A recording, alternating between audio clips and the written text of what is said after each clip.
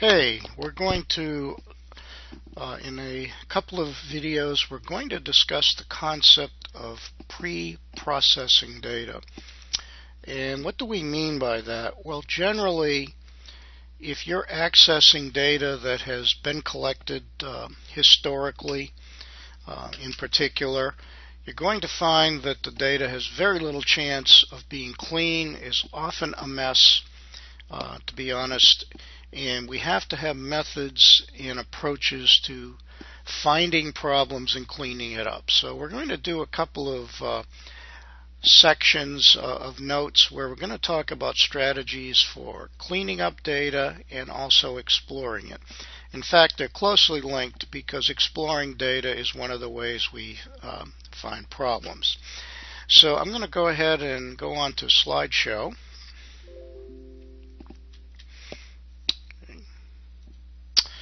And hopefully by now we've started working with data that you realize for statistical analyses that a data set must have a basic structure.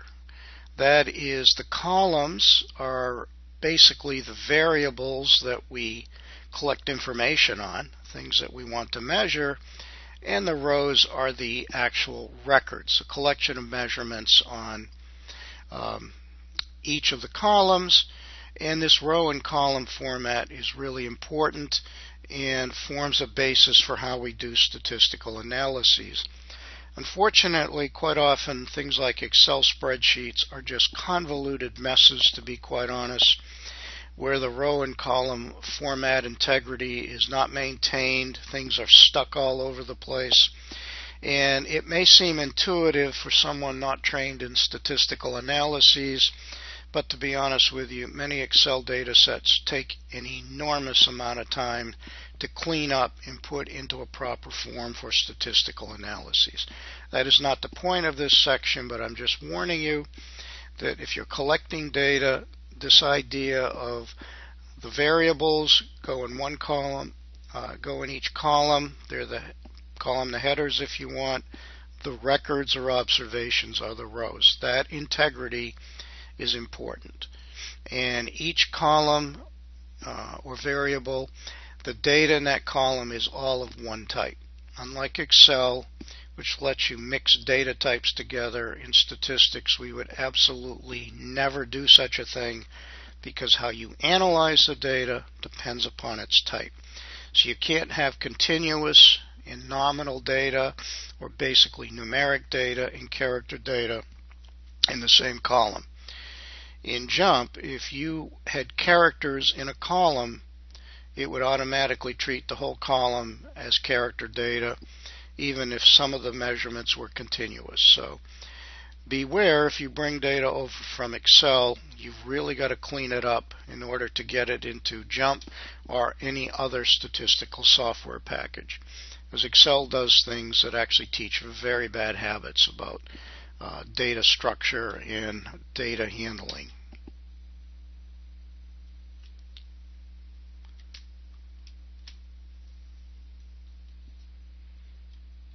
Okay. And I'm not going to, again, talk about every slide, but basically keep in mind that if you're dealing with data that has not been in active use, then there's very little chance of it being clean, especially if you're one of the first people to look at it in depth. Be prepared for problems. And when we talk about data not being clean or being dirty, there are basically three things. There's missing data. Missing data is important. We'll talk about it later, actually come back to it later in the course. In fact, data that is missing is sometimes very informative. That is, observations that are missing actually have a pattern and may actually tell you something about how the data was collected. Messy data are data in which measurements may not be collected in a consistent manner. People are using different definitions. There could be all types of problems with how the data is recorded. There's no end to the ways in which data can be messy. And then, of course, there's the fact you could just plain have bad data. It's incorrect. So basically, these three properties encompass many, many ways in which things can go awry with data, and all of them are typically issues when dealing with retrospective data, especially if no one has before you has tried cleaning it up. Okay. And missing data is important. Again, jump for a continuous variable uses a period to mean that the value is missing, and for character data it simply leaves the cell blank. Okay. So again, you need to be careful bringing data over to Excel, because Excel can be somewhat inconsistent in what it does with missing data. Okay. Something else to be aware of: missing data sometimes is replaced by a zero. This is a very poor practice. Missing data does not mean zero, it means the value is missing. Again, Excel flagrantly ignores this, and there are certain functions in Excel that might even assume a missing value is zero. Okay, so be very careful. Another problem are missing data codes. Okay, this is another problem that occurs, and that is somebody, whenever there's a missing value, especially in old legacy software, you can't have a missing field, so they stick in some very large negative or positive number. Again, this can be very misleading because these numbers are occasionally mistaken for real data. Okay. Jump in the missing data has what's called a missing data platform. You can actually look for missing data codes, but sometimes they're hard to find, so be very, very careful. So sometimes in cleaning up data, if you find columns with a number of very large or small numbers that make no sense, they are most likely missing data codes. Okay.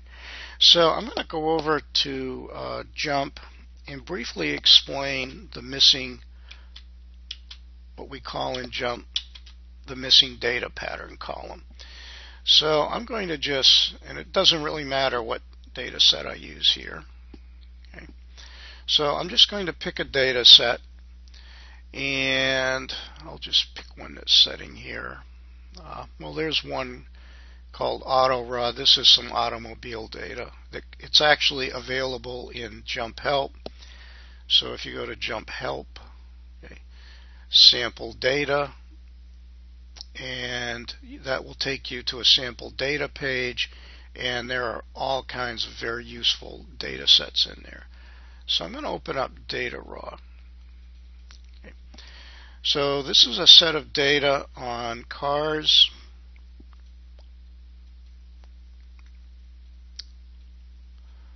Okay.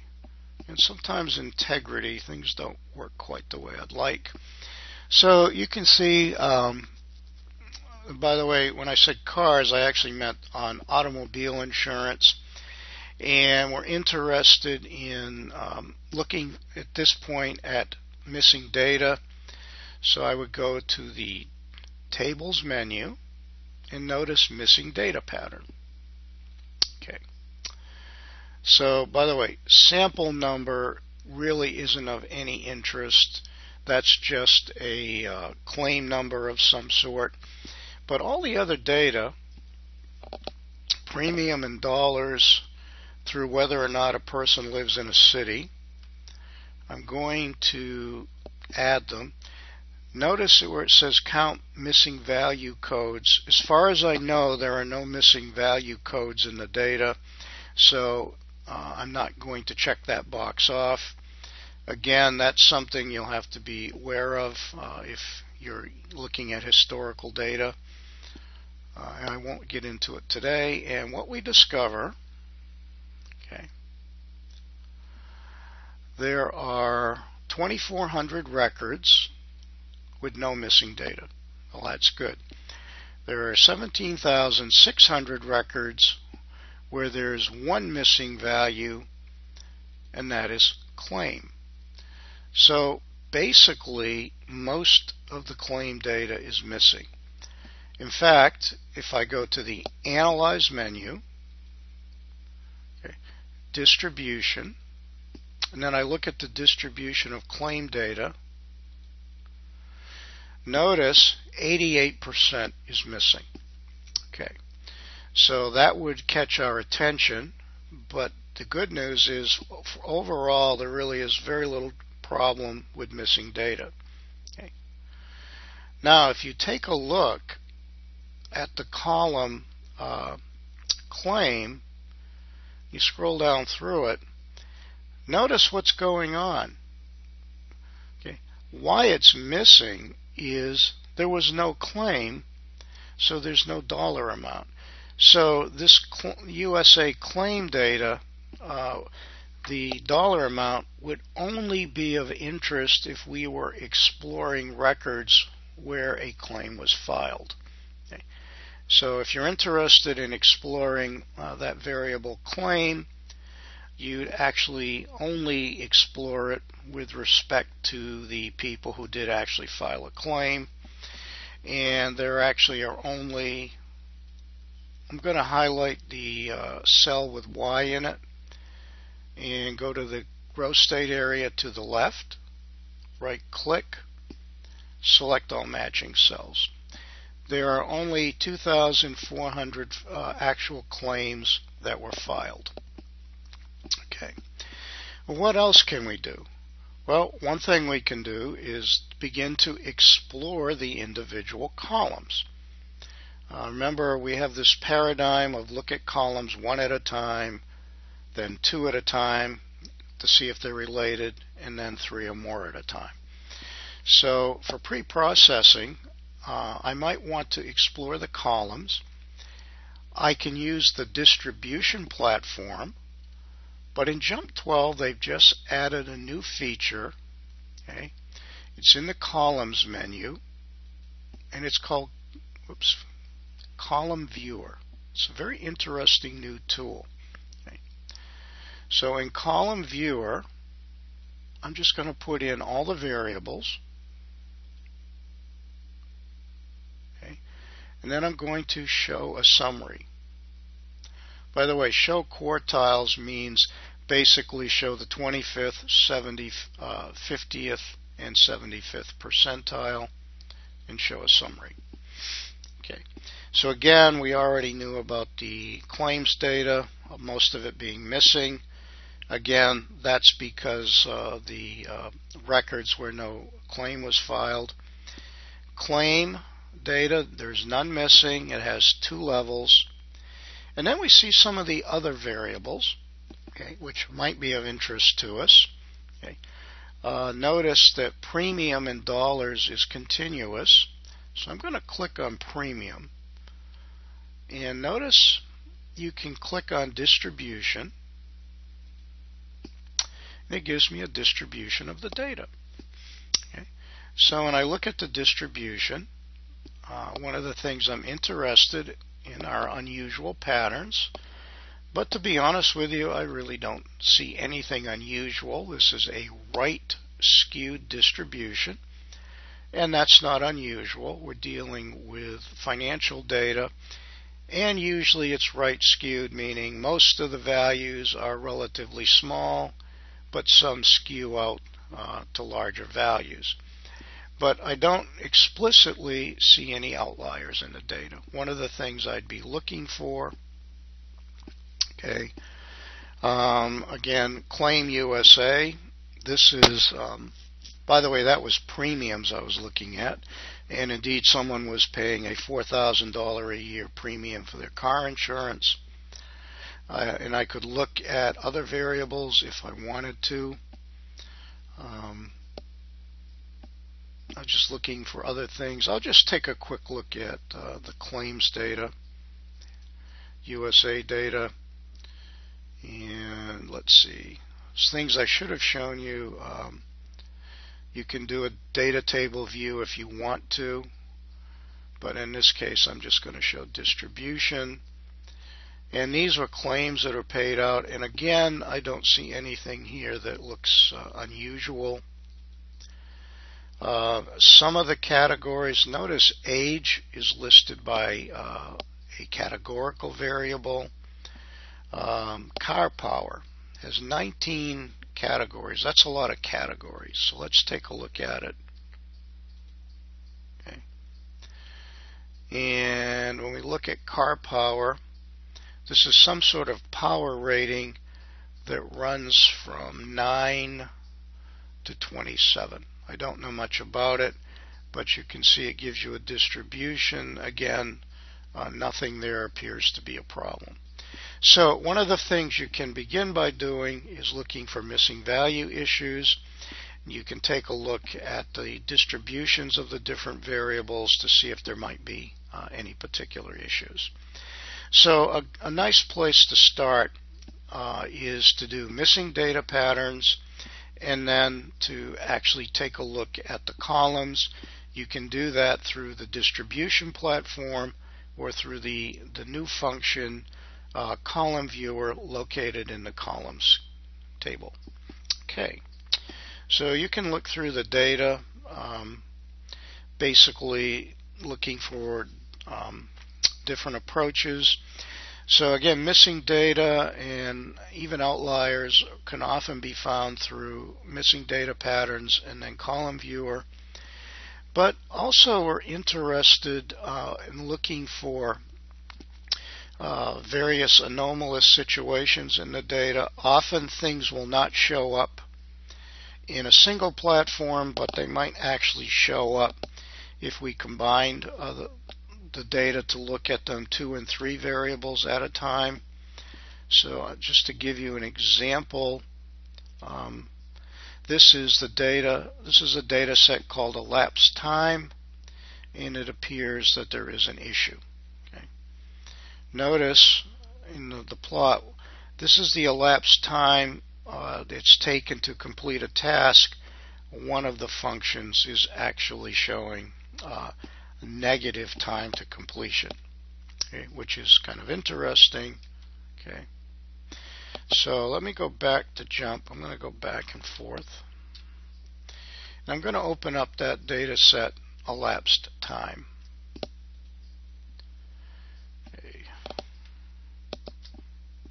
So this is elapsed times. Okay.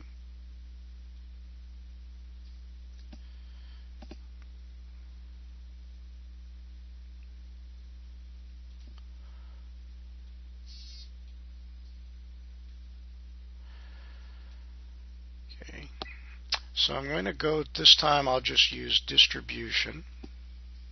Open up distribution, and I'm going to take a look at just elapsed time.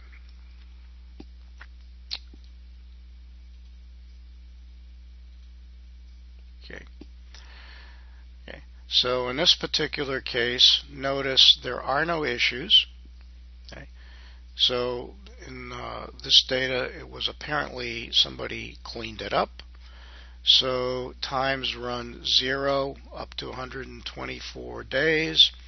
And time, like financial data, is typically right skewed. Okay. So what it would say in this case, there do not appear to be any particular issues. And I'll take another version. We have several versions of this data. So we'll call this elapsed times 2. Okay. And this time I'll go ahead and just take a look at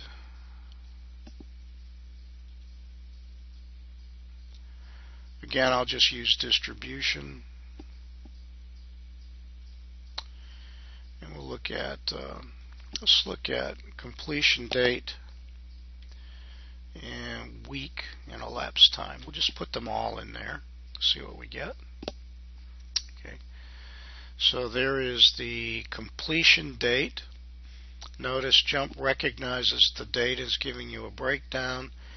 Notice that weeks are more or less uniformly distributed, meaning they're more or less the same amount of work is completed in each week, so there do not appear to be any significant issues. Okay, so basically that's the idea of looking for problems in data, and occasionally you will find various issues. Another issue you find are what we call unitary columns. That is, the column is essentially basically one value, okay, or it's almost entirely one value. This data is not really of much interest for evaluation, since there's really no variation in it. There's not much information to be gained, and typically will allow up to a 90% of a unitary or single value. So here's a data set called repair data. This has to do with information on warranty repairs. Okay. So again, I'll go over to Jump and open up the data set repair.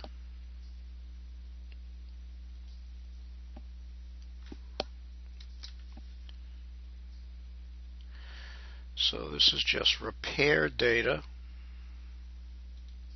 Okay.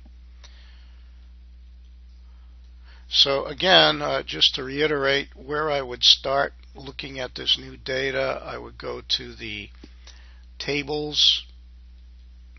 I would open up a missing data pattern, and I just simply put all the variables in. Look for missing data issues. And notice there are only 25 records that do not have any missing values, and there are quite a number, 285, that have a missing value, and that happens to be FM2. FM means failure mode, why the product failed, and there are entries for 2 failure modes, but notice quite often failure mode 2 is missing. In fact, if we go to Analyze, Distribution, and I put in these nominal variables that Jump has created for each variable. Don't put patterns or the data before that. That's not really useful.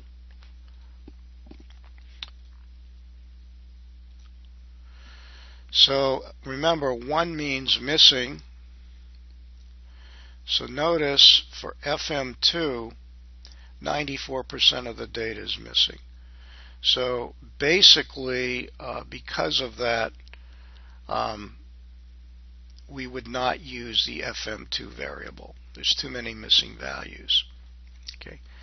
Well, let's take a look at some of the other variables. Warranty means, was it under warranty? I don't actually remember the definition of CPL, but let's go to Distribution and take a look at those 2 variables, warranty and CPL.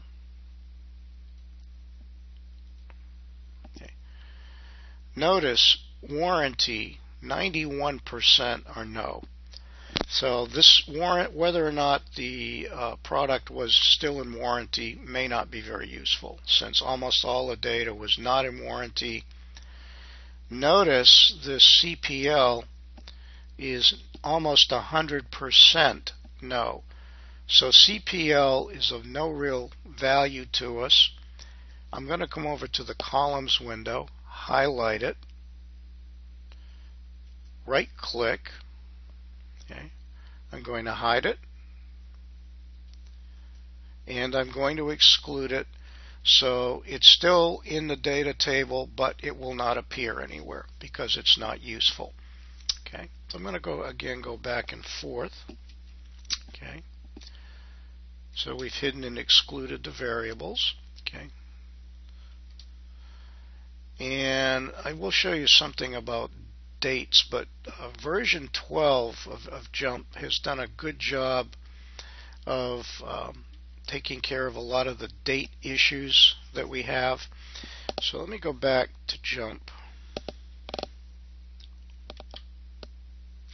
Okay, and I'm going to open up the data set elapsed time calc.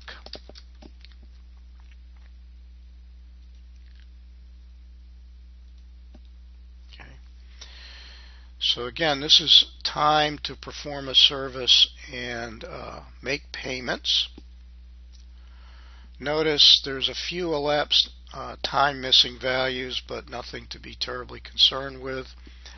So I'm going to go to the Analyze menu, Distribution, and I'm going to put in service date, payment date, and elapsed time. Okay. Here, notice we have a problem. I'm going to click in the elapsed time, the negative, whatever that is, 363 days, meaning the service was paid for a year before it was actually performed. Okay. So notice this actually, the service was performed, it looks like July 11th, 2002, and we'll see later that they actually seem to have paid for it in 2001. So one of those two dates appears to be wrong. Okay, but notice JUMP is properly handling dates. But I'll show you something else. Notice over in Summary Statistics, if you look at the dates, it looks confusing. Here's what goes on. Dates are hard to deal with in software. So typically how it's done, and this I'll show you how JUMP does it, all dates are stored as seconds since midnight, January 1st, 1904. Okay, so that's what you're looking at. Why are they stored that way? Because you have to have some way to do calculations between dates. Why 1904? Well, I asked the founder of SAS, one of the founders and the man who invented JUMP, John Saul, and he said, well, I built JUMP on the Mac. The original Mac handled dates as January 1st, 1904. Turns out that's a popular benchmark because 1904 was an even numbered year and it was not a leap year. Okay. But notice in JUMP, again, very little flat text output.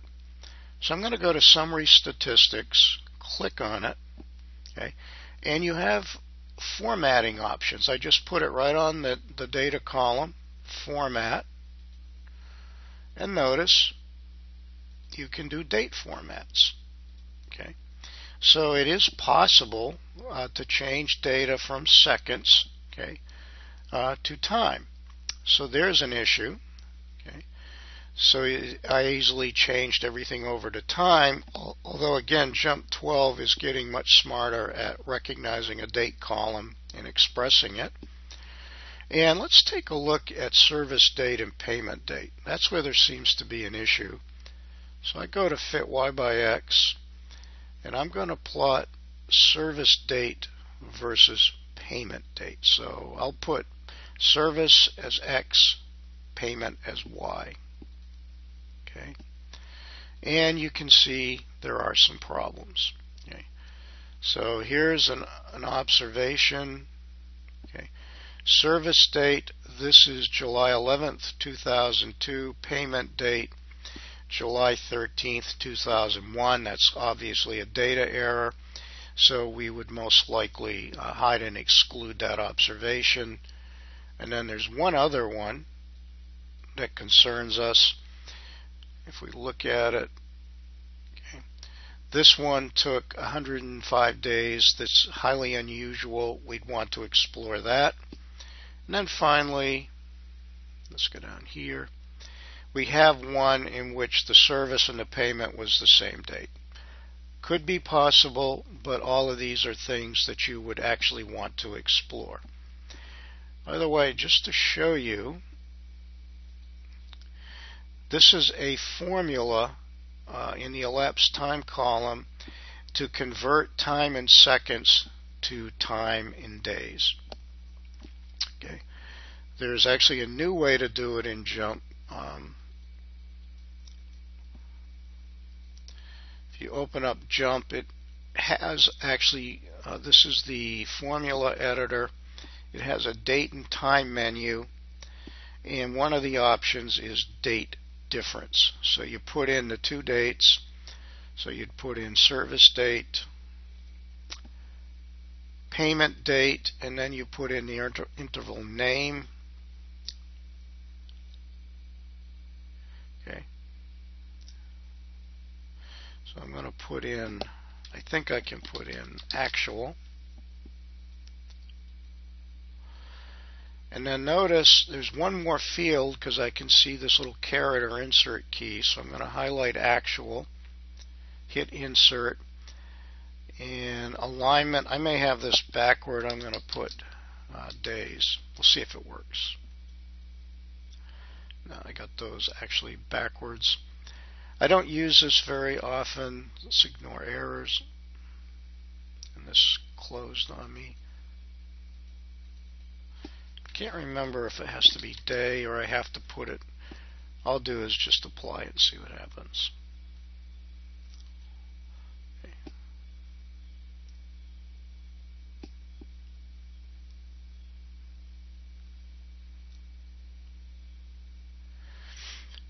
So I may actually have to put these in brackets or parentheses or quotes. Let me try quotes.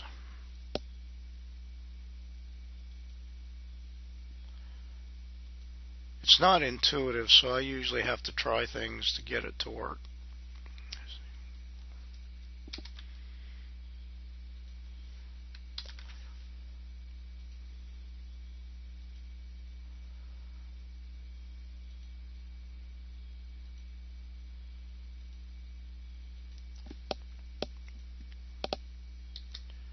See if that works. Trial and error usually works very well, except when it doesn't. But you get the idea, and I really don't want to take time to go to jump help and figure out exactly what it should be. But this is the idea. These are the arguments that you fill out. And I'm just not going to worry about it. There, it worked. Okay, so it calculates the time differences. Okay, so I'll go back to jump.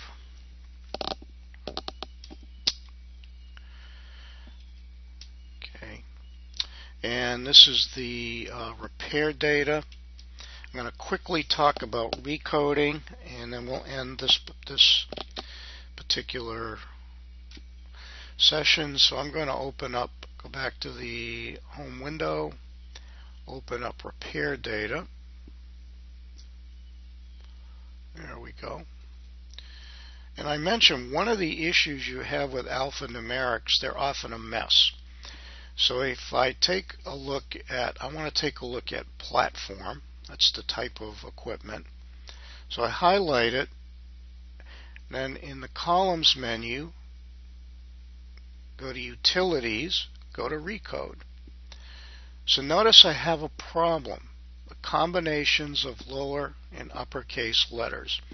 Recode lets you literally recode the data, and there are many ways, many functions in here. What I'm going to use is I'm going to convert them all to uppercase.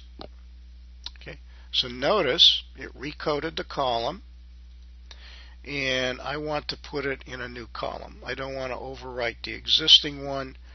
Same thing with PR. Notice we'd have to recode it, but column recode is a really powerful tool in JMP, and often for alphanumeric data it's something you have to do.